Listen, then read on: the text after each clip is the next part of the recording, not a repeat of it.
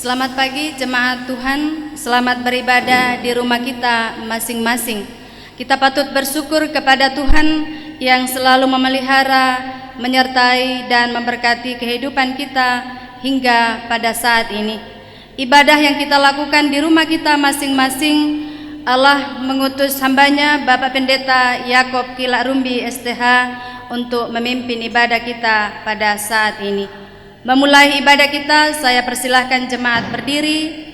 Kita melakukan NKB 1 ayat 1 dan 2.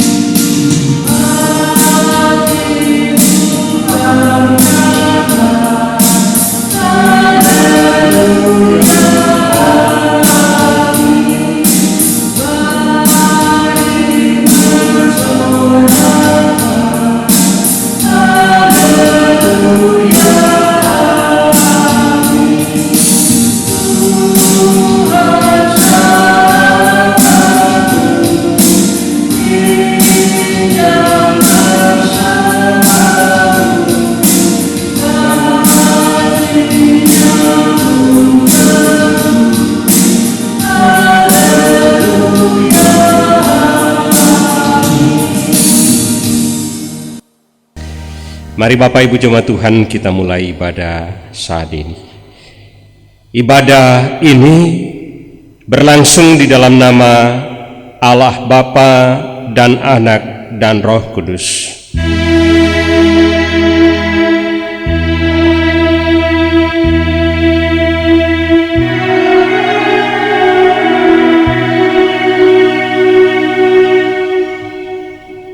Tuhan menyertai kamu. Cuma dipersilahkan duduk kembali.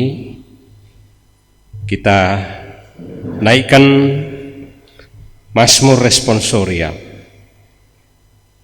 Jemaat Tuhan, marilah dengan penuh sukacita kita memuji dan memuliakan Tuhan dengan segenap hati, jiwa dan akal budi kita, sebagaimana disaksikan dalam Mazmur 150 yang akan kita baca secara berbalasan demikian.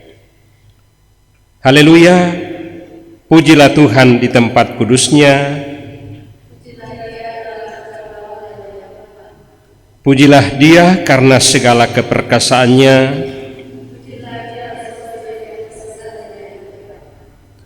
pujilah Dia dengan tiupan sangkakala, pujilah Dia dengan rebana dan tari-tarian, pujilah Dia dengan ceracap yang berdenting,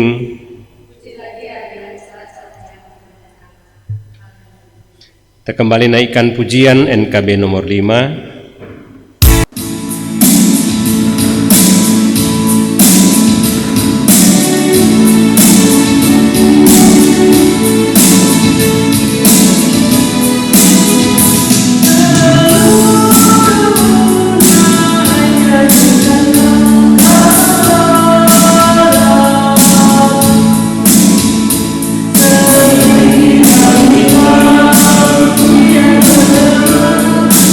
Ooh.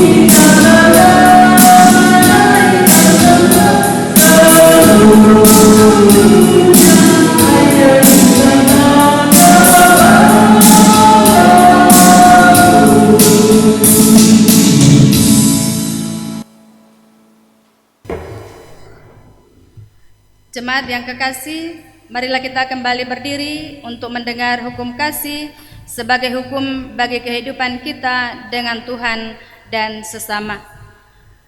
Dari Matius 22 ayat 37 sampai 40 demikian. Jawab Yesus kepadanya, "Kasihilah Tuhan Allahmu dengan segenap hatimu dan dengan segenap jiwamu dan dengan segenap akal budimu. Itulah hukum yang terutama dan yang pertama. Dan hukum yang kedua yang sama dengan itu ialah, kasihilah sesamamu manusia seperti dirimu sendiri. Pada kedua hukum inilah tergantung seluruh hukum Taurat dan kitab para nabi." Saudara-saudara, demikianlah hukum Tuhan, berbahagialah.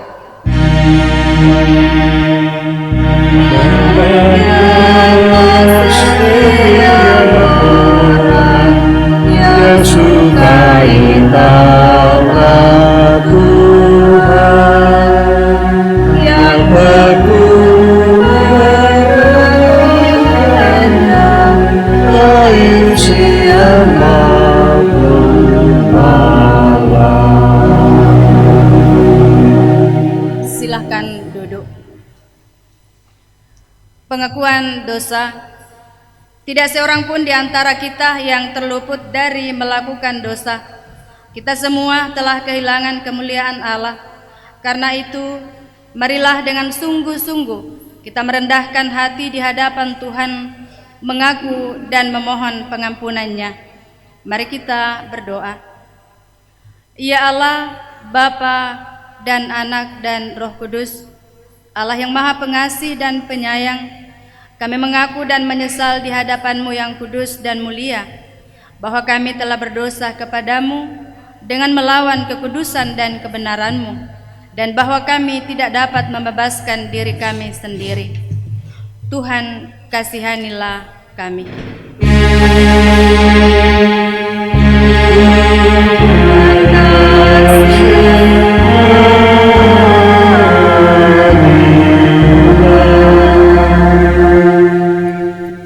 Kami telah berdosa terhadap Engkau dan terhadap sesama kami, di dalam pikiran, perkataan, dan perbuatan, dengan apa yang telah kami lakukan dan tidak kami lakukan. Tuhan, kasihanilah kami.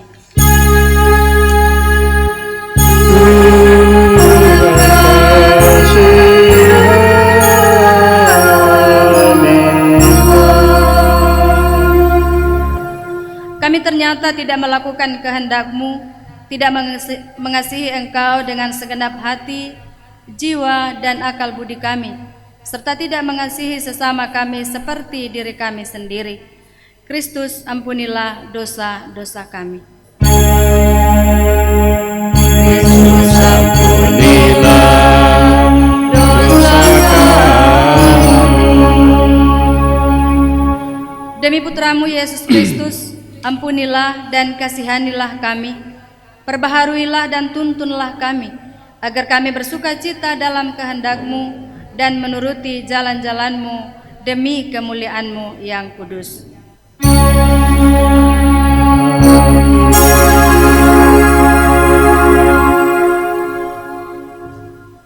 Berita anugerah pengampunan.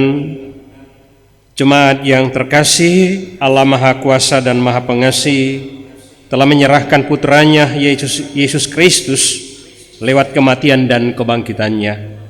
Demi keselamatan kita dan demi Kristus, Ia mengampuni kita dari segala dosa dan pelanggaran kita.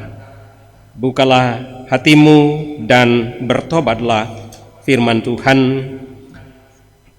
dalam 2 Korintus 5 ayat 17. Jadi siapa yang ada dalam Kristus, ia adalah ciptaan baru. Yang lama sudah berlalu, sesungguhnya yang baru sudah datang. Karena itu, selaku pelayan gereja yang terpanggil dan diteguhkan, dan atas kuasa Yesus Kristus, saya memberitakan kepada jemaat sekalian anugerah pengampunan dosa di dalam nama Allah Bapa, Anak, dan Roh Kudus. Jemaat keluarga Allah, marilah dengan penuh sukacita kita bersyukur kepada Tuhan atas kasih dan anugerah-Nya kepada kita. Kita kembali naikkan pujian 200, NKB 213. Oh, NKB 3. Ya.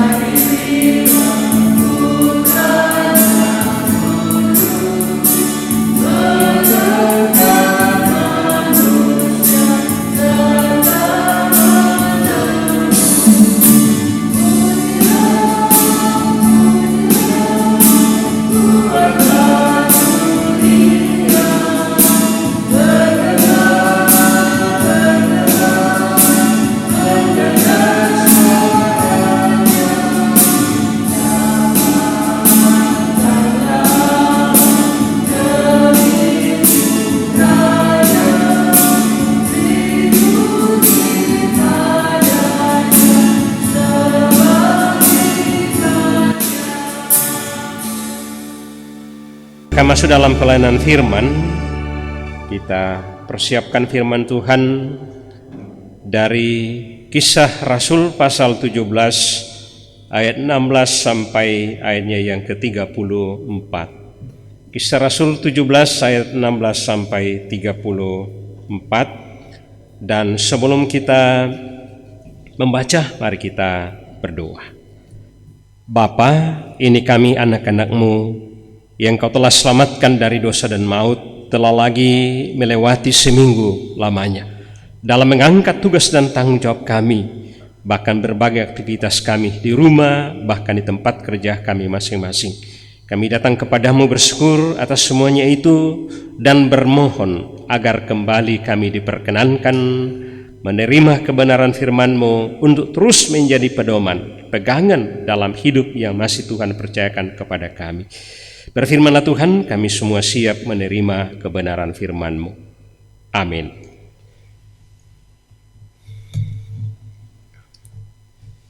Kisah Rasul pasal 17 ayat 16 sampai 34 yang berbunyi demikian.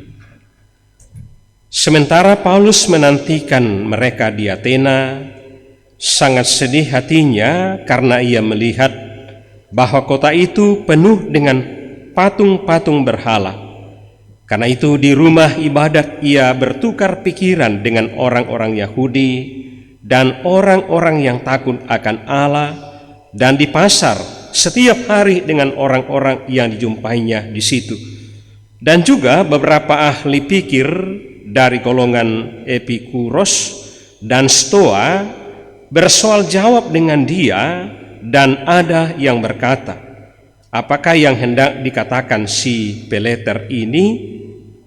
Tetapi yang lain berkata, rupa-rupanya ia adalah pemberita ajaran dewa-dewa asing, sebab ia memberitakan Injil tentang Yesus dan tentang kebangkitan.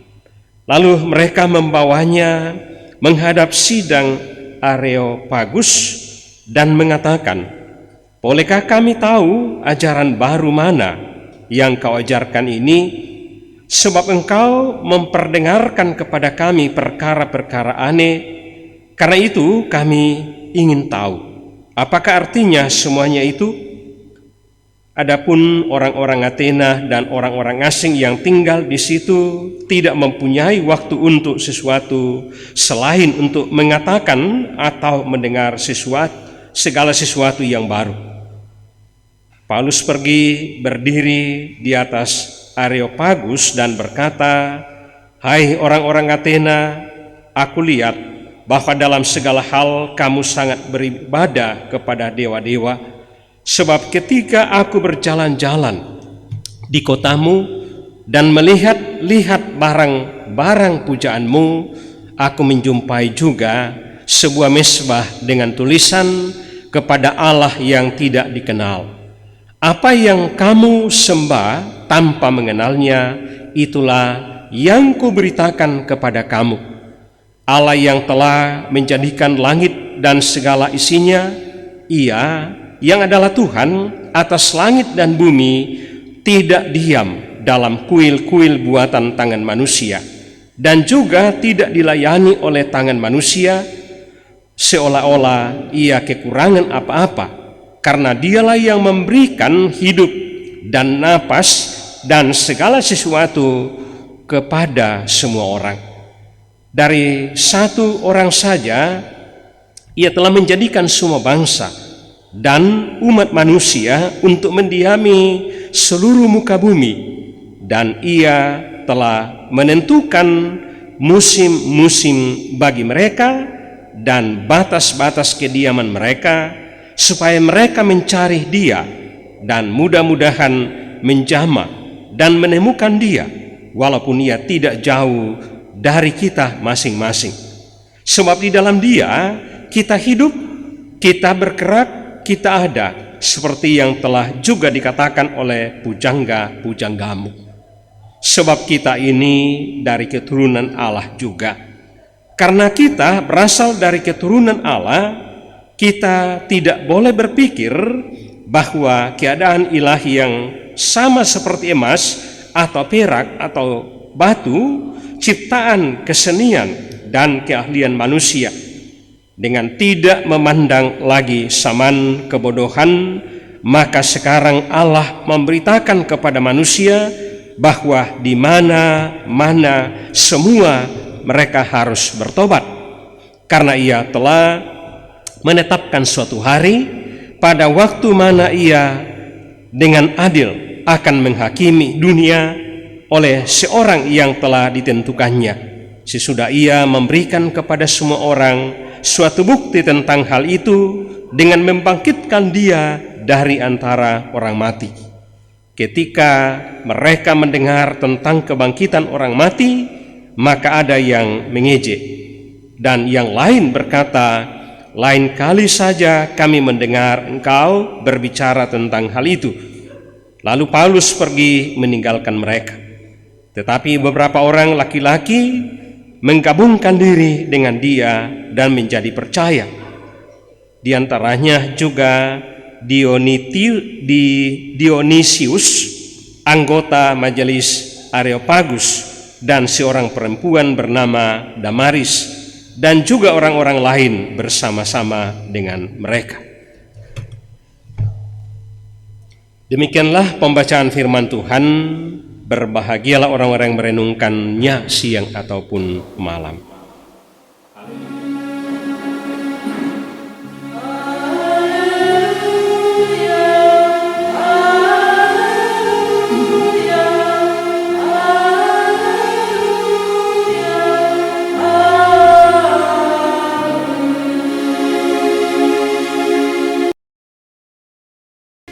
Jemaat Tuhan yang kekasih dalam Yesus Kristus, selamat pagi, selamat hari Minggu, Shalom. Kita kembali diperkenankan untuk berkumpul sekalipun di rumah masing-masing, menyembah memuliakan Dia di hari Minggu yang kudus ini. Dan saat ini kita telah berada di minggu terakhir sesudah kebangkitan, di mana 40 hari sesudah kebangkitan, Yesus masih ada di dunia dan menampakkan diri berkali-kali untuk kembali memperkuat apa yang dikatakan bahwa Ia akan bangkit pada hari yang ketiga, supaya semakin jelas bahwa benar Ia yang sudah mati dan sudah bangkit. Bapak Ibu jemaat Tuhan, kita juga akan merayakan hari kenaikannya pada hari Kamis tanggal 21 yang akan datang. Karena itu, mari jemaat Tuhan di minggu terakhir dalam minggu-minggu kebangkitan ini kita merenungkan tema memproklamasikan Allah yang hidup kepada segala bangsa.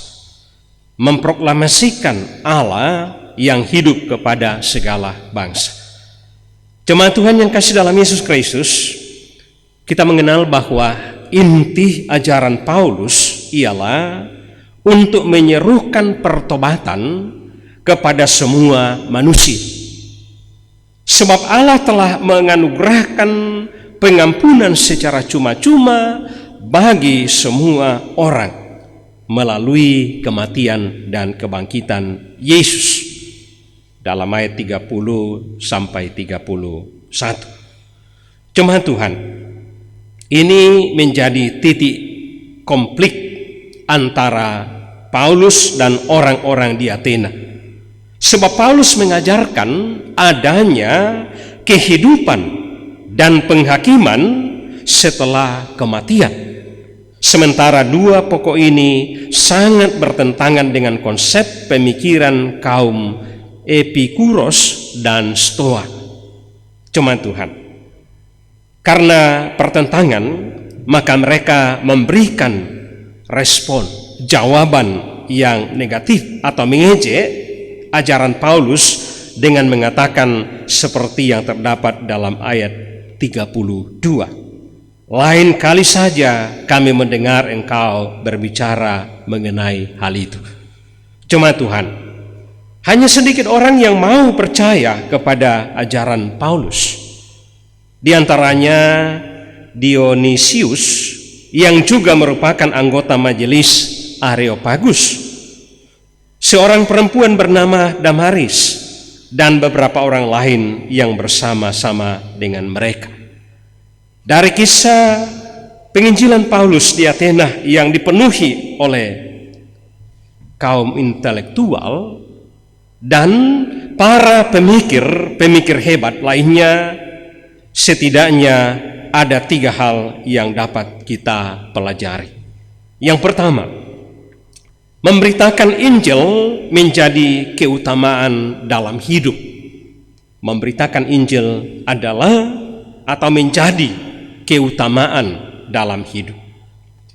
Dalam perjalanan penginjilan Paulus di Athena, posisi Paulus sebenarnya sangat tidak menguntungkan, sebab ia sedang dikejar-kejar dan terancam dibunuh oleh orang-orang Yahudi dari Tesalonika, sebagaimana yang diceritakan pada pasal sebelumnya.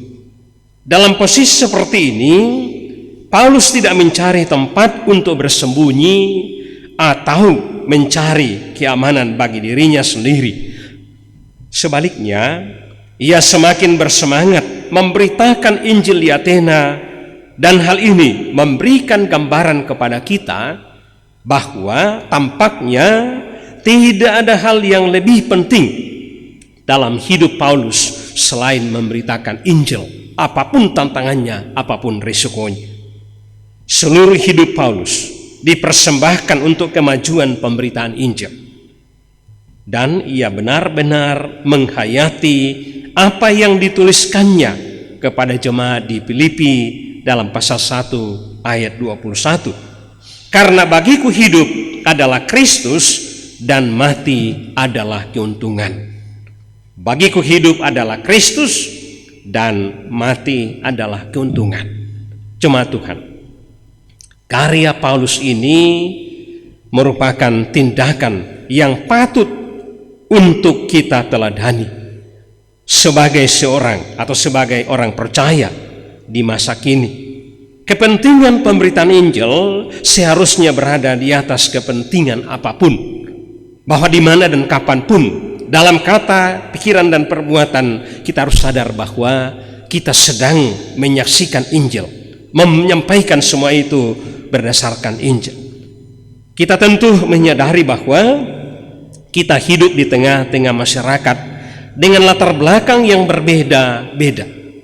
Keadaan seperti ini menuntut kita sebagai orang-orang yang mengaku adalah pengikut Kristus untuk menjadi saksi yang hidup dan menjadikan setiap perbuatan kita sebagai ibadah kepada Allah, sehingga melalui sikap hidup kita orang-orang, sekali lagi, sehingga melalui sikap hidup kita orang-orang di sekitar dapat mengenal dan menjumpai Kristus di dalam diri kita.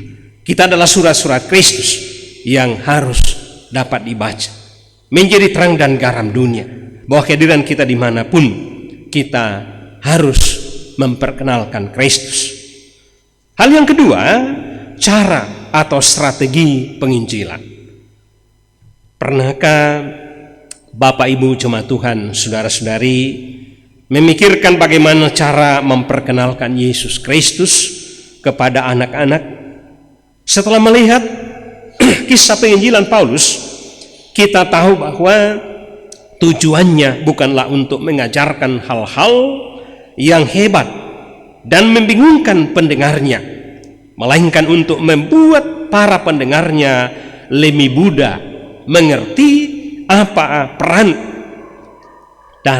pesan dari Injil yang diberitakan. Ia menggunakan apa yang sudah ada di Athena untuk memperkenalkan siapa Yesus, agar orang-orang di Athena tidak kaget dengan pemberitaan Paulus. Cara atau strategi penginjilan bukanlah sesuatu yang harus terpaku pada sebuah cara atau metode yang diseragamkan sebagaimana yang diajarkan dalam pelatihan-pelatihan penginjilan, melainkan dengan berangkat dari situasi atau keadaan pendengar di mana Injil itu disampaikan. Itu berarti bahwa kita harus mengkondisikan jemaat Tuhan. Dari teladan ini, mari Bapak Ibu saudara-saudari kita belajar memperkenalkan Yesus kepada anak-anak, adik-adik yang masih memerlukan bimbingan dengan cara yang mudah mereka mengerti sesuai dengan kebutuhan mereka, dan yang terpenting ialah dengan menggunakan bahasa yang mudah untuk mereka cerna dan ingat. Jemaat Tuhan yang kasih dalam Yesus Kristus. Hal yang ketiga, filsafat atau ilmu pengetahuan sebagai tantangan dalam penginjilan, atau ilmu dan teknologi sebagai tantangan dalam penginjilan. Filsafat dan ilmu pengetahuan atau teknologi saat ini bukanlah hal yang baru dalam dunia penginjilan. Paulus menghadapinya di Athena, dan menurut ukuran manusia boleh dikatakan bahwa ia gagal dalam melaksanakan misinya di kota Athena atau kota tersebut, sebab hanya sedikit saja yang percaya pada pemberitaan Injilnya. Akan tetapi hal itu tidak menyurutkan semangatnya untuk tetap menyebarkan kabar sukacita kepada banyak orang. Tidak menyurutkan semangatnya untuk menyampaikan kabar keselamatan, kabar baik. Sikap ini juga lah yang patut menjadi penguat dan semangat bagi kita untuk tidak berputus asa dalam mewartakan keutamaan hidup dalam Kristus, khususnya di dalam menghadapi situasi dan kondisi di mana kita diperdapkan dengan kecemasan oleh karena virus corona. Kita percaya bahwa Dia yang tetap menjadi utama dan yang pertama, bahwa Ia yang telah memperjuangkan, membebaskan kita dari dosa dan maut, dan Ialah yang kita utamakan dalam hidup ini sehingga kita dimampukan untuk menghadapi tantangan dan rintangan dalam hidup ini. Mungkin Bapak, Ibu, dan saudara-saudari tidak berjumpa dengan dunia filsafat, tetapi kita hidup di tengah-tengah masyarakat dengan kepercayaan yang berbeda-beda, dengan paham yang berbeda-beda, yang menuntut keberanian dan ketegasan iman untuk tetap bertahan dan setia dengan Kristus. Demikian pun dalam suasana kondisi saat ini, kita diperdapkan dengan kecemasan oleh karena COVID-19. Tapi kita percaya bahwa Ialah yang akan memampukan kita menghadapinya dengan iman. Dan sekali lagi, Paulus menghayati apa yang ia tulis kepada jemaat di Korintus dalam 1 Korintus 3:6. Aku menanam, Apolos menyiram, tetapi Allah memberi pertumbuhan. Jadi jangan berputus asa ketika kita telah berusaha menjadi saksi yang hidup di tengah-tengah dunia, namun ternyata tidak dapat mengubah keadaan di sekitar kita.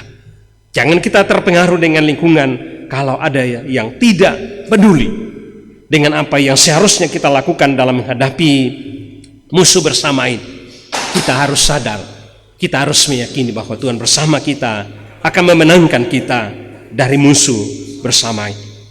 Jangan merasa kecewa ketika iman kita diejek dan ditertawakan.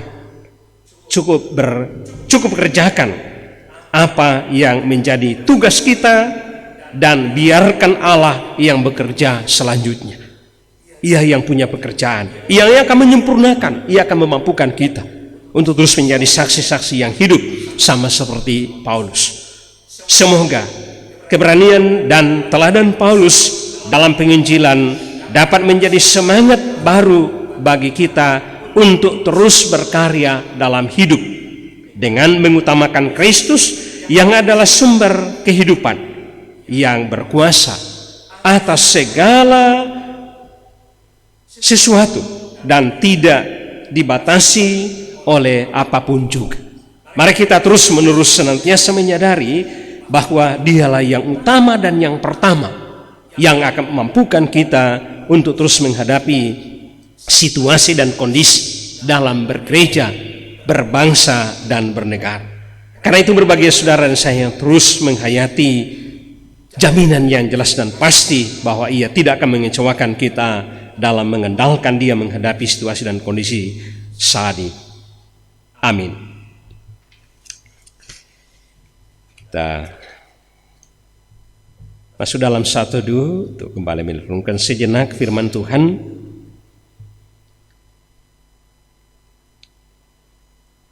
Satu teduh selesai, kita kembali mengangkat pujian respon firman Tuhan dari NKB 213.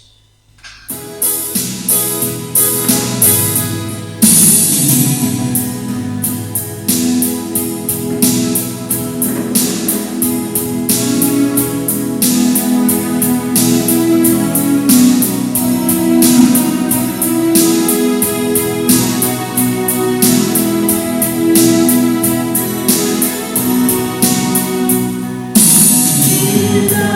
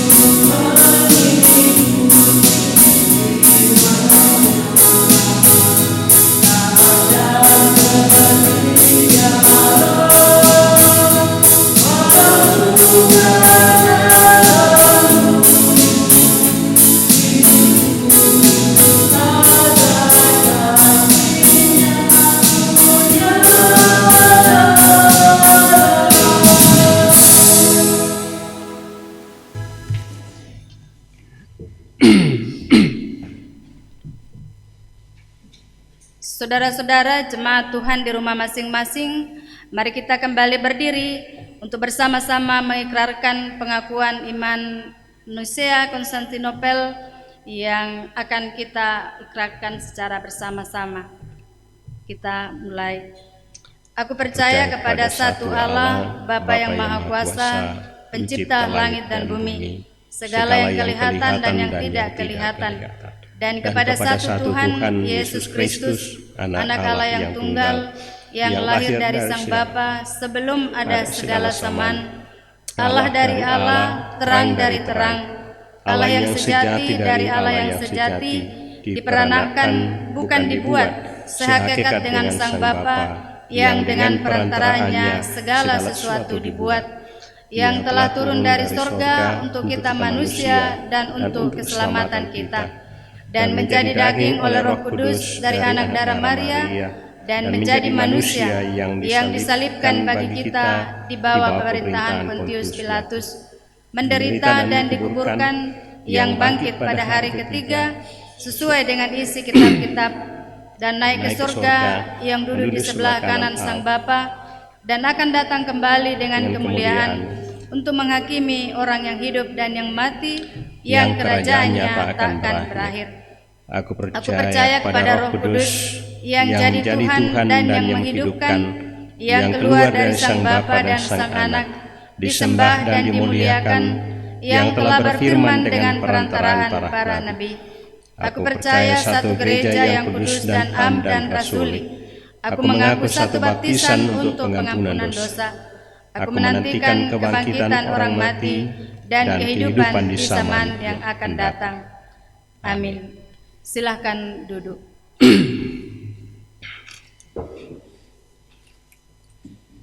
Mari Bapak Ibu jemaat Tuhan, kita menaikkan doa syafaat. Kita berdoa. Terima kasih ya Tuhan, Engkau telah menyertai kami, terlebih melayakkan dan memperkenankan kami menghampiri kemuliaan kesucian-Mu di dalam ibadah Minggu 17 Mei 2020 ini. Dalamnya kami telah menerima kebenaran firman-Mu untuk terus mengutamakan Dikau dalam kata, pikiran, dan perbuatan, sehingga kami menjadi teladan, bahkan sekaligus menjadi penginjilan kami, akan terus memampukan kami untuk menghadapi berbagai situasi dan kondisi, baik dalam rumah tangga kami masing-masing maupun di tengah-tengah masyarakat, terlebih dalam berbangsa dan bernegara. Kepercaya bahwa Engkau juga memperlengkapi kami dengan kekuatan fisik, kesehatan, hikmat, dan kearifan, sehingga secara jasmani dan rohani kami mampu melanjutkan hidup yang Kau sudah selamatkan ini. Kami yang beribadah saat ini di rumah kami masing-masing, Engkau mengenal kami secara pribadi, bahkan secara rumah tangga.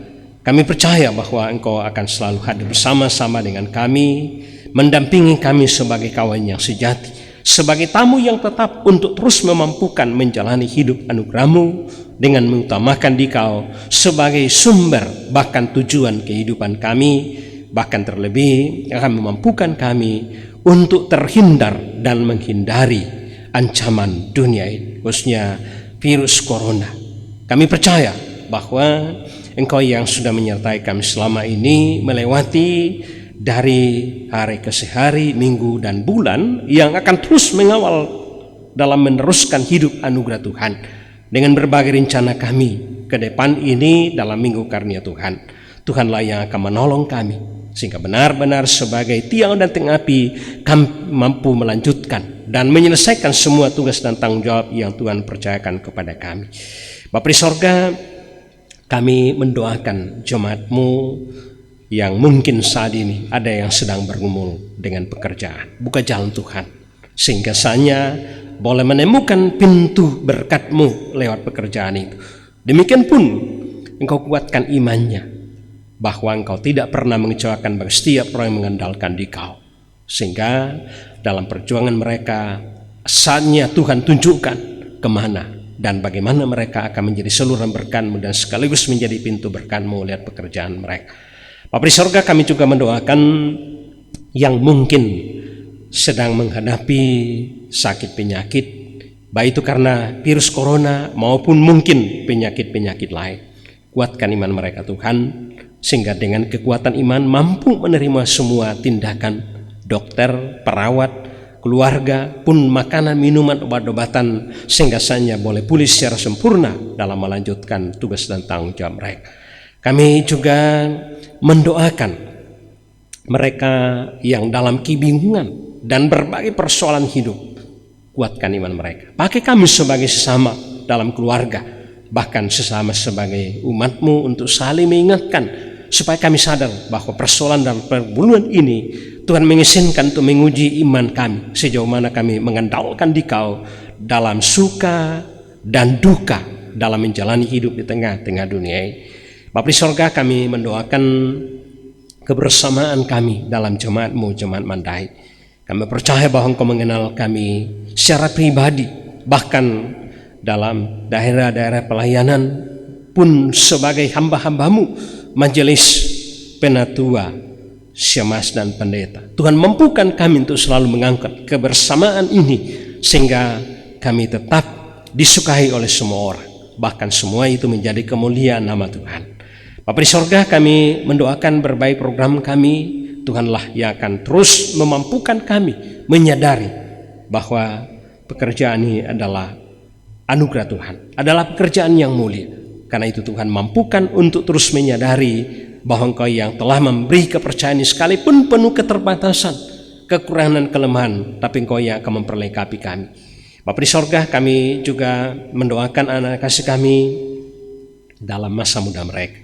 Tuhan mampukan mereka untuk selalu menjaga diri, untuk mau diarahkan oleh orang tua di rumah mereka masing-masing, bahkan di sekolah dan kampus mereka masing-masing, sehingga benar dalam perjuangan masa muda mereka, lewat pendidikan dan pekerjaan, mereka meraih dan menjalani yang terindah, yang terbaik dalam hidup mereka. Bapa di sorga, kami juga mendoakan yang bersukacita oleh karena berbagai sumber, khususnya yang berulang tahun dalam minggu karunia Tuhan. Ada anak kekasih Tristan Alvaro Yuka Kapuangan Meliana Berta pada tanggal 11 Mei.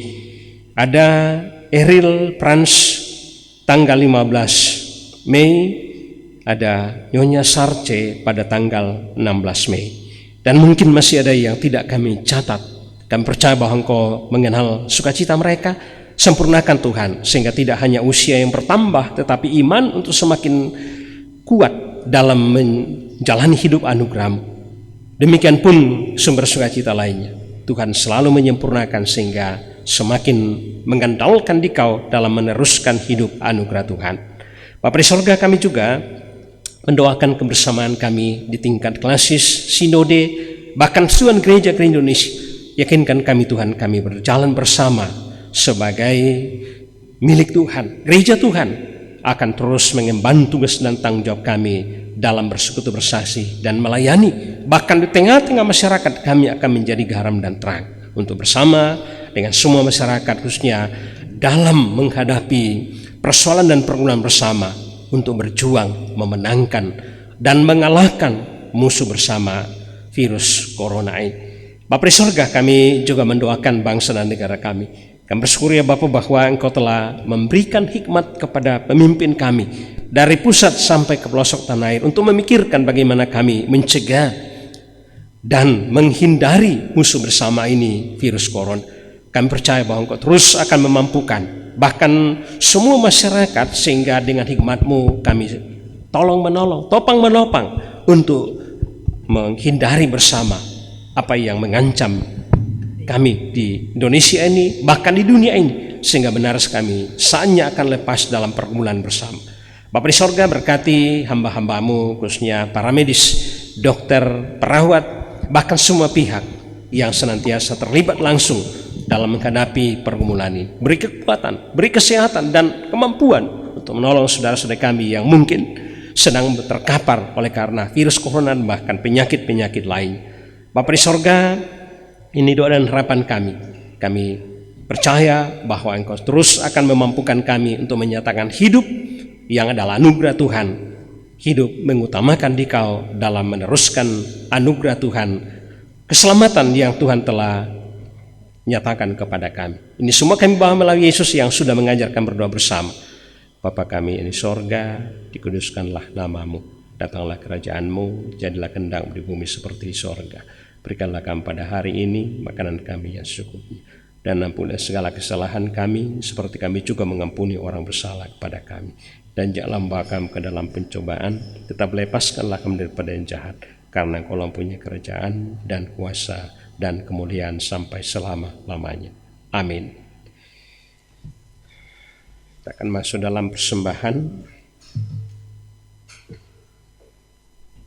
Saudara-saudara jemaat yang kekasih, mari kita mengucap syukur kepada Allah dengan memberi persembahan sambil mengingat kata firman Tuhan dalam Roma 12 ayat 1. Karena itu saudara-saudara, demi kemurahan Allah, aku menasihatkan kamu supaya kamu mempersembahkan tubuhmu sebagai persembahan yang hidup, yang kudus, dan yang berkenan kepada Allah. Itu adalah ibadahmu yang sejati. Sambil persembahan kita kumpulkan, kita iringi dengan melakukan NKB 197 ayat 1.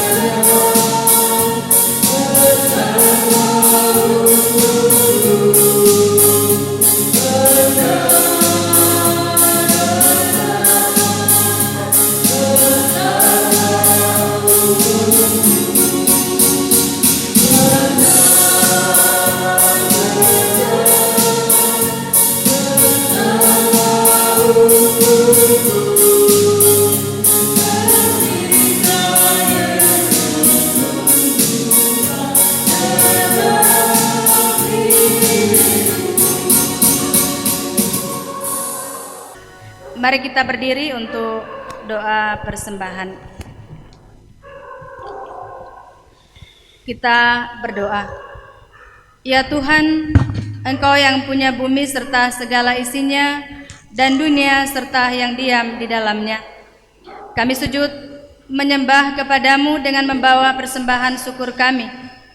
Kiranya Tuhan berkenan menerima dan menguduskannya bagi pelayanan kasih-Mu, karena jemaat-Mu di rumah masing-masing memberi dengan iman dan sukarela.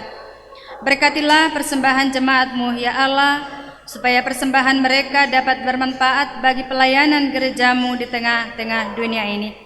Kami datang membawa persembahan syukur kami kepadamu, ya Bapa, di dalam nama Yesus Kristus, Tuhan dan Juru Selamat kehidupan kami. Amin.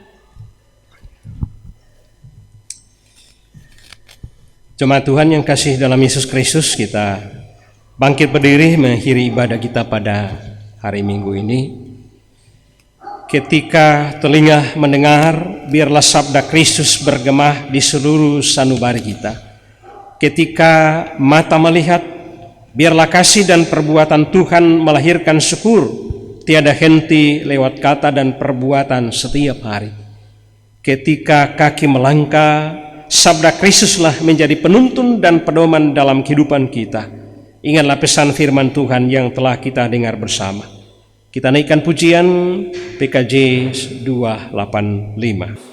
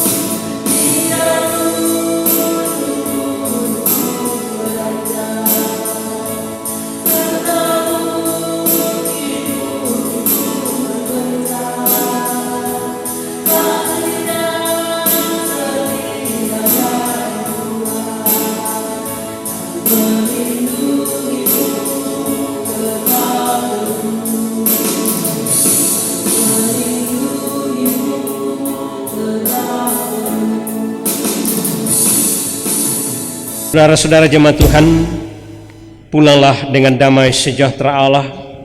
Ingatlah dan lakukanlah firman Tuhan dalam hidupmu sehari-hari. Angkatlah hatimu kepada Tuhan dan terimalah berkat-Nya. Kasih karunia Tuhan Yesus Kristus dan kasih Allah dan persekutuan dengan Roh Kudus menyertai jemaat Tuhan di rumah masing-masing, bahkan dalam mengangkat tugas dan tanggung jawab di mana dan kapanpun saat ini sampai selama-lamanya. Amin.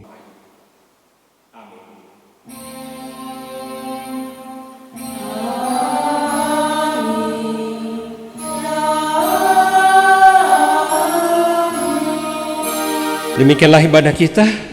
Terima kasih dan selamat hari Minggu.